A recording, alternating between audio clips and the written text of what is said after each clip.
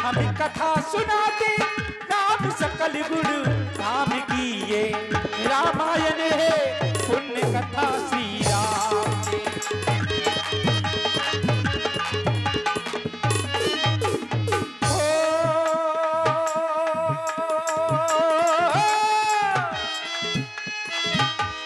मंगल भावाद अमंगल हारे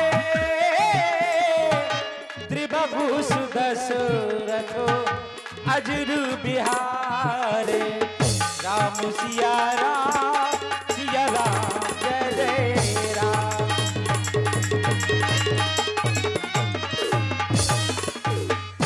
राज सेवक महाराजा धिराजा सिंहवेल महाराज की जय हो जय हो जय हो।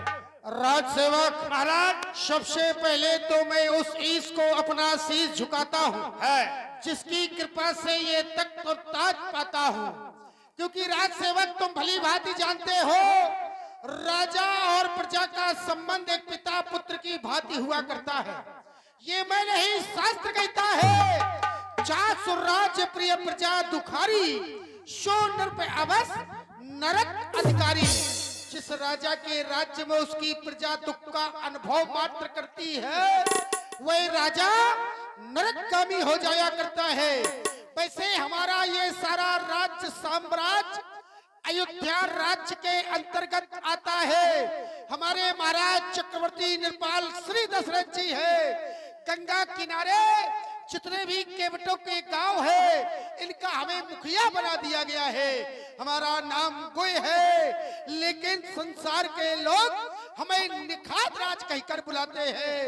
सबसे पहले तो दरबार की कार्रवाई प्रारंभ होने से पहले मैं जानना चाहता हूँ हमारे किसी केवट को कोई कष्ट तो नहीं है? गंगा में नौका समय पर डाली जाती है या नहीं? किसी आने वाले दूसरे प्रदेश साम्राज्य के नागरिकों को पथिकों को आने जाने में कोई दिक्कत तो नहीं है? नाविक कुशल पूर्वक अपना जीवन यापन कर रहे या नहीं?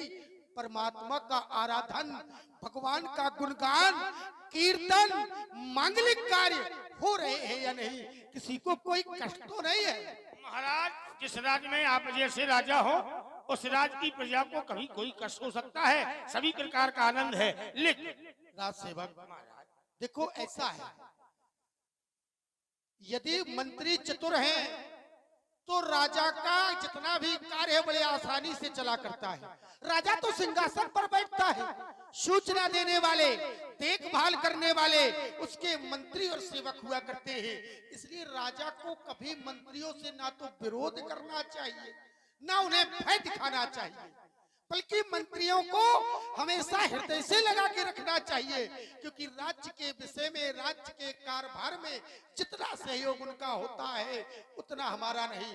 क्या कह रहे थे? लेकिन महाराज किसी को कोई कष्ट है क्या? ना महाराज एक नवीन समाचार लेकर के आया हूँ। राज सेवक नवीन समाचार बहुत दिनों से नहीं सुना है, सुनाओ कोई नवीन समाचार। महाराज आप अयोध्या की ओर प्रस्थान कर रहे थे। हाँ हाँ, चक्रवर्ती नृपाल का संदेश आया था। राजकुमार राम जो हमारे साथ गुरुकुल में पढ़ा करते थे उनका राज्याभिषेक होना है, तो उन्होंने कहा था कंद मूल फल लेकर हमें जाना है।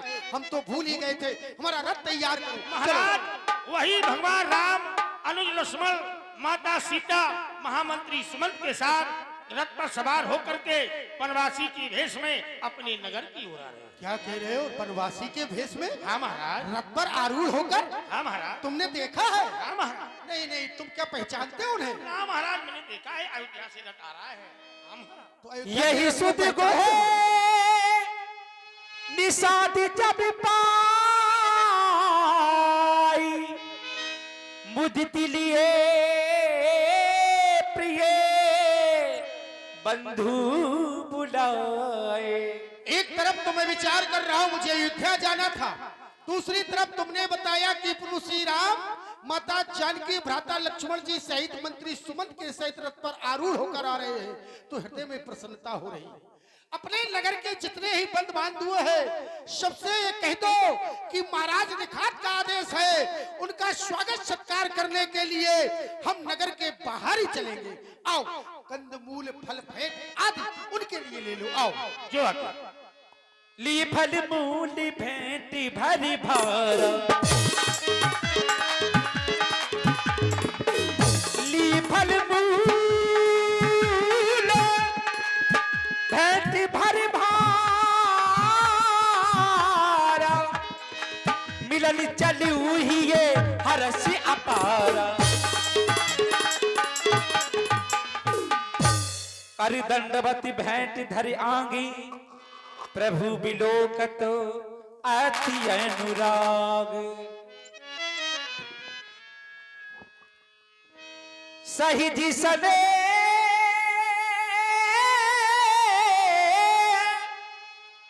विबस रघुराई, पूछी कुशल निकट बैठाई। सखा निषादराज भगवान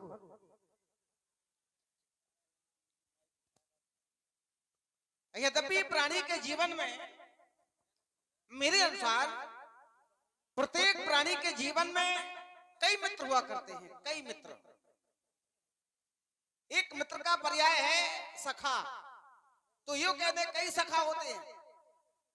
अब हम अपने इन कई मित्रों में, अनेक मित्रों में कैसे पहचान सकें कि ये हमारा सच्चा है।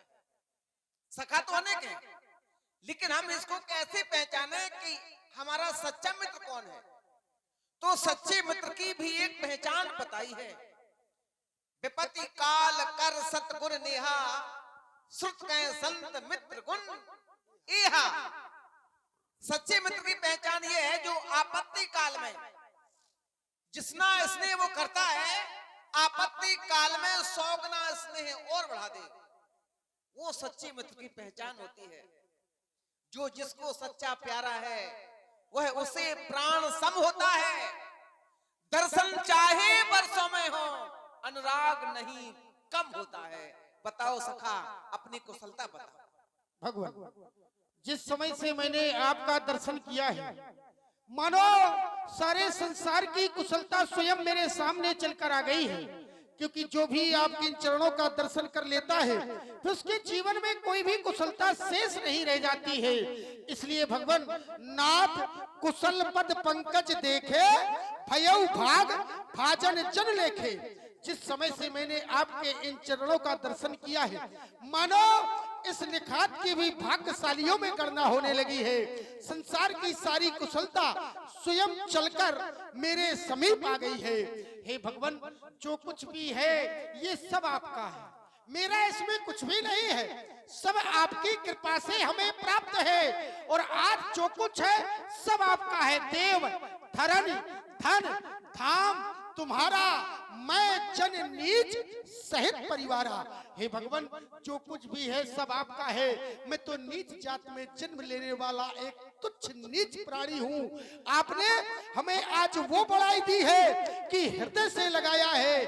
तो भगवान, इस निखात नीच की भी गणना भाग्यशालियों में हो जाएगी।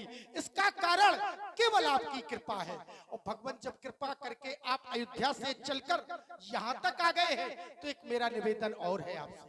कृपा करिए पुरधारिये पाऊ, थापिये जन सब लोग सिहाऊ।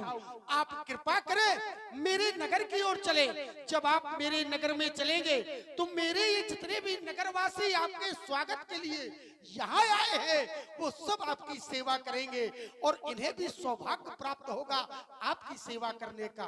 बस भगवान, यही निवेदन है। जब आ ही गए हो तो ये समीप में गांव है, ये टिलविया पार करें, आप थोड़ा ऊंचे चढ़ जाए, बस समीप में गांव है, ज्यादा दूर भी नहीं है। तो चले भगवान। सखा निषादराज, तुम्हारे इस उद्गार का मैं सम्मान करता हूँ, लेकिन हमारा सौभाग्य नहीं है कि हम नगर तक जा सकें। हमारा सौभाग्य नहीं है कि हम नगर तक जा सकें। ये हमारा वेश हमें विवश कर रहा है। हम आज्ञा के बंधन में बन चुके हैं। आज्ञा के बंधन में हम बंध चुके हैं। जब तक इस वेश में है, इस रूप में है, हम नगर में नहीं जा सकते, हम किसी गांव में नहीं जा सकते। सुनो सखा,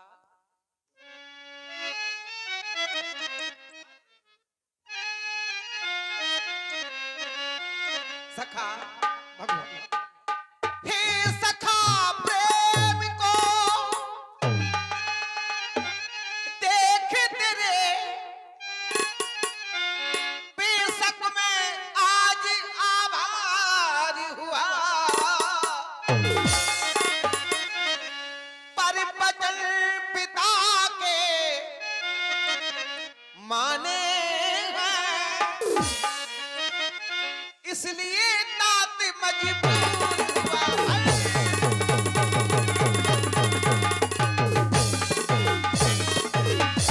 यह भी आज्ञा मैया की है, 14 वर्षों वन में रहना, 14 वर्षों वन में रहना, कर कंद मूल फल का भोजन, जो कष्ट मिले उसको करना। मजली माता कैकेयी के द्वारा ऐसा वरदान मांगा गया महाराज श्री दशरथ जी, या यूं कहते हैं हमारे पिताजी से, तापस विशेष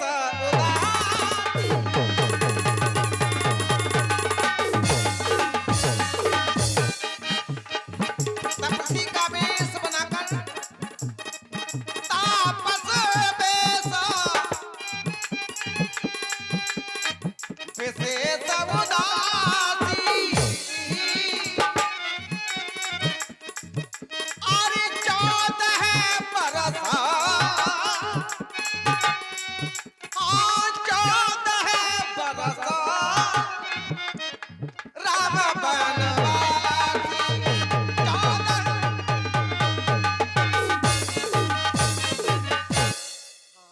भगवान ये हमें वनवास मिला है। मैंने आपकी बातों को बड़े ध्यान से सुना है। मैं भी भगवान आपको विवश नहीं करूंगा, क्योंकि आप अपने माता पिता के वचनों का पालन कर रहे हैं। उस संसार में माता पिता के वचनों से बड़ा दूसरा कुछ होता नहीं है। इसके लिए आपसे शिक्षा संसार को लेनी चाहिए, और ये निखात तो ले ही रहा है। लेकिन भगवान सेवा करने का अवसर, एक रात्रि आप यहीं विश्राम कर लें, मैं आपके सारी व्यवस्था किए देता हूँ, और जब नगर में आप नहीं जाएंगे तो मैं नगरवासियों को यहीं बुला लूंगा, वो यहीं आपकी सारी सेवा करेंगे। कम से कम जब 14 वर्षों के लिए आ ही गए, विचार किया था कि आपके दर्शन तो मुझे अयोध्या में जाकर मिलेंगे और सुलभता से भी नहीं मिल पाएंगे, लेकिन आप तो दर्शन देने के लिए स्वयं मेरे समीप चलकर आए हैं। जब आज भगवान आ ही गए हो, तो कम से कम आज की रात्रि सेवा करने का अवसर तो दे दो। इसके पहले ये तुम्हारा जो मुखमंडल मलिन हो गया, हमारा औचित बनता है कि इस मुरझाए हुए मुखमंडल को हम प्रसन्नचित्त कर दें। हाँ, हाय हाय हाय हाय हाय